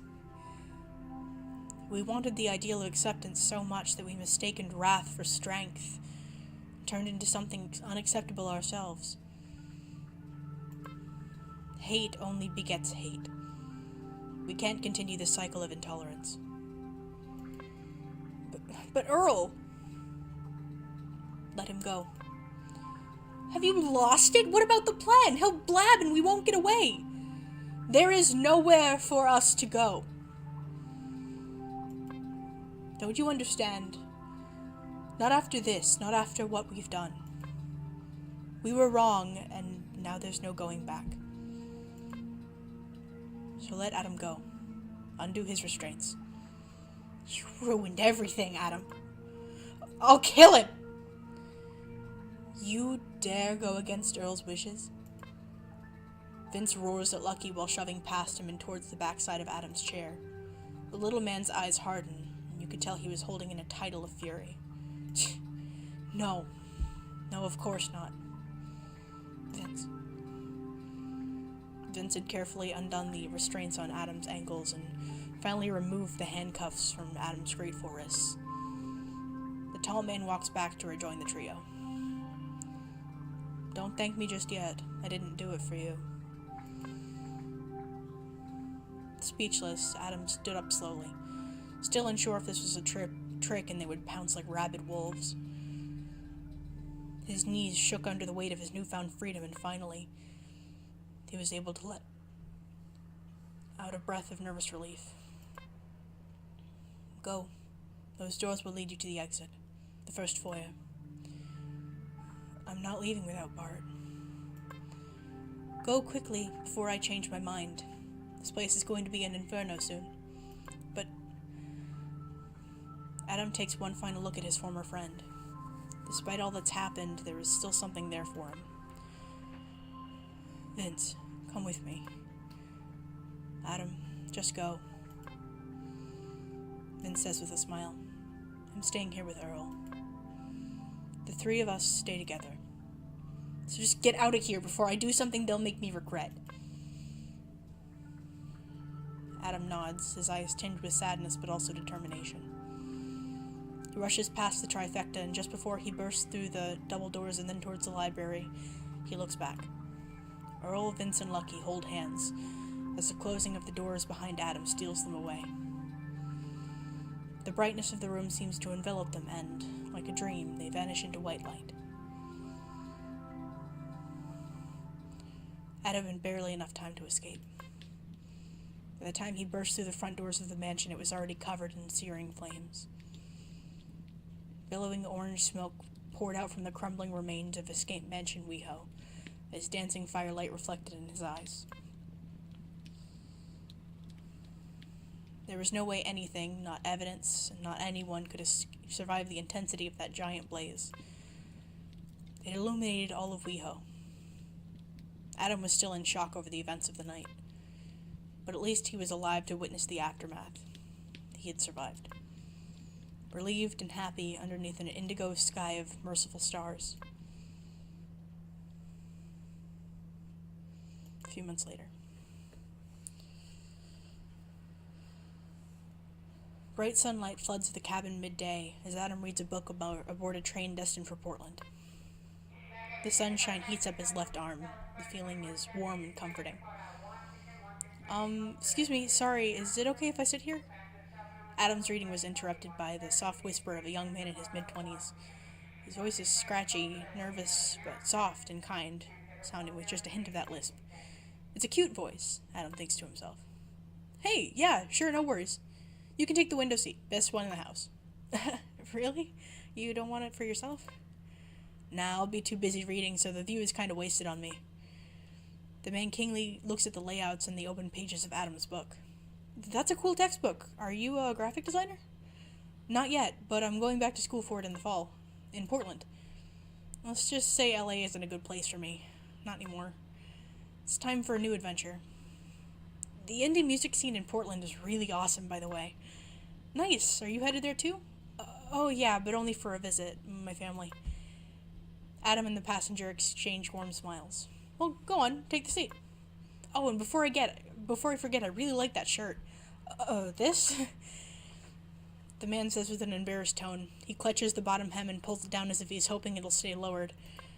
It's my favorite, though honestly it's getting a little small for me now. Well, I think you look great, Adam says with a smile. Oh, really? Thank you. A pink blush came over the man's face while he haphazardly tries to pick up his luggage case behind him. Adam sighs and looks over the window while his new neighbor is lodging his stuff in the above compartment. A satisfied and genuinely happy smile softens Adam's face. A new dawn is on the horizon. The sight of cold glass skyscrapers will soon erode away, as the trip along the coast opens up to reveal a sky full of promise. Learning, change, and then finally, redemption. The last.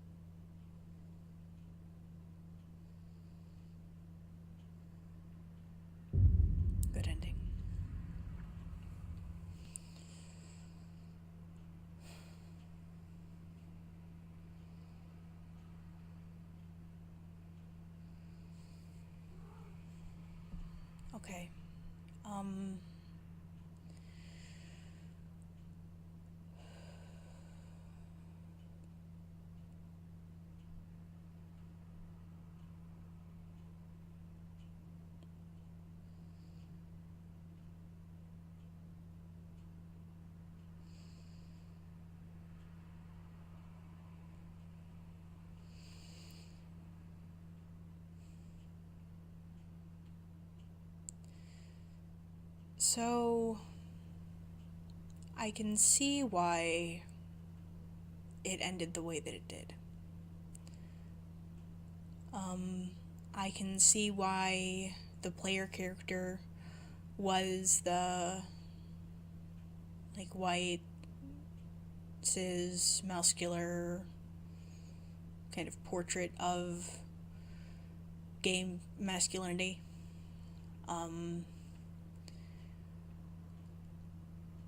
Because otherwise he wouldn't have been targeted like he was.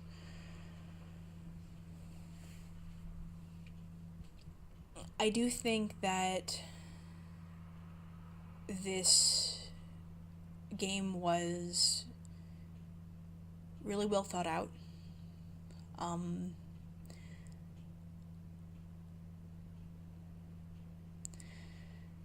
I am, like, I want to be completely honest that I am a little bit bothered, like, who the killers were and why. Only because I'm concerned that it takes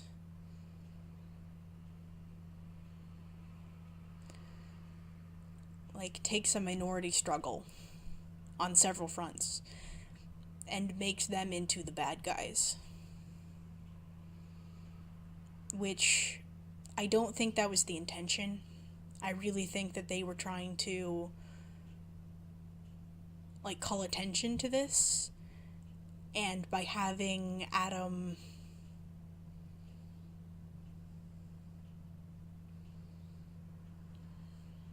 I guess reform and change his behavior and be kind to that like fat guy at the end, and treat him as an equal, meaning that he's probably learned his lesson and that he's growing. I just hope that nobody takes away from this that these aren't things that should be focused on because they were the killers. This is definitely a problem in especially the cis gay community, and it was never confirmed that Lucky was trans. I'm really hoping now that he's not, because having the only trans guy be a killer is kind of not a great message. But I mean, even if he was, that kind of puts forth that lesson too, I guess, because there are a lot of trans guys who aren't considered, I guess, real men, and they're often looked over in, like, the community and in the dating scene and things like that.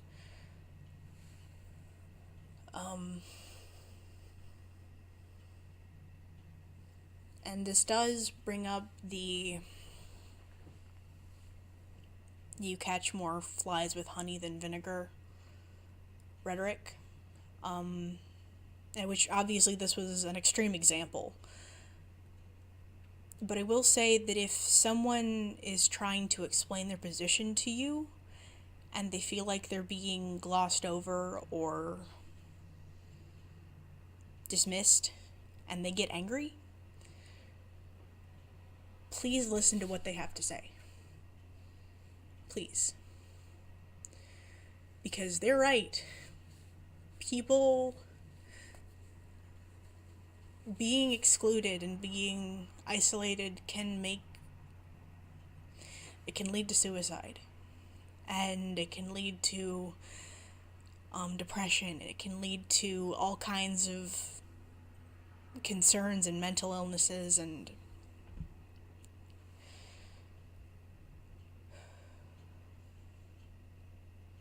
I really wish that we would have been able to save them, to bring them out of the burning building. And I mean, I only got the good ending. I think there's also a perfect ending. Maybe at the end of the perfect ending, you can do that.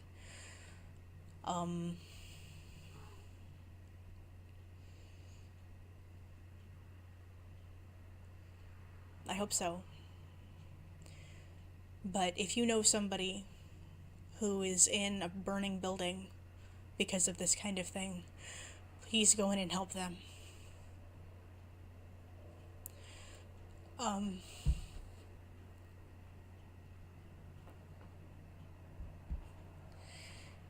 gonna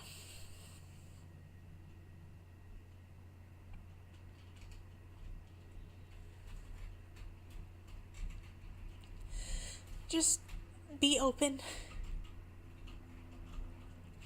Listen to people.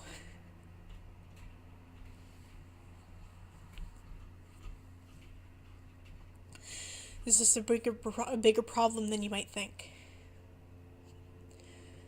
And just do what you can to battle this kind of racism and fat phobia and femphobia.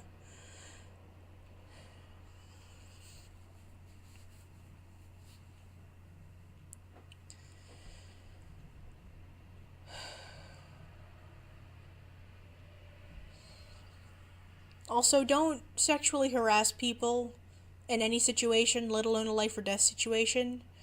Like, I understand that Pierce wasn't the killer, but that was still really shitty.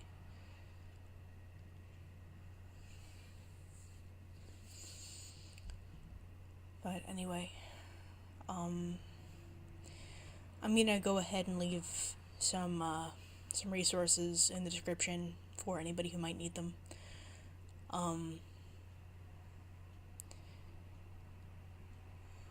And I guess, as a parting statement, I don't think that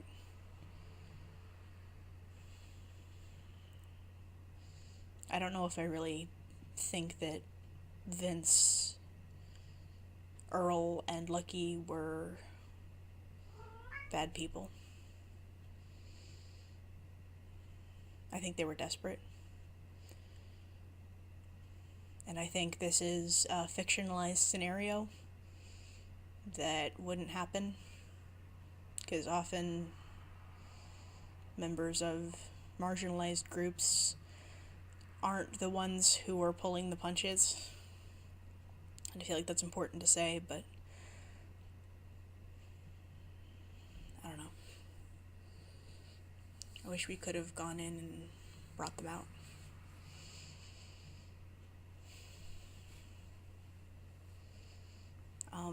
Thank you guys so much for watching and for checking me out. I will leave the links that I described and the links to this game in the description. Maybe see if you can get a perfect ending. See if you can help them better than I could. But, I hope you have a great week. Stay safe. And be good to each other. Later.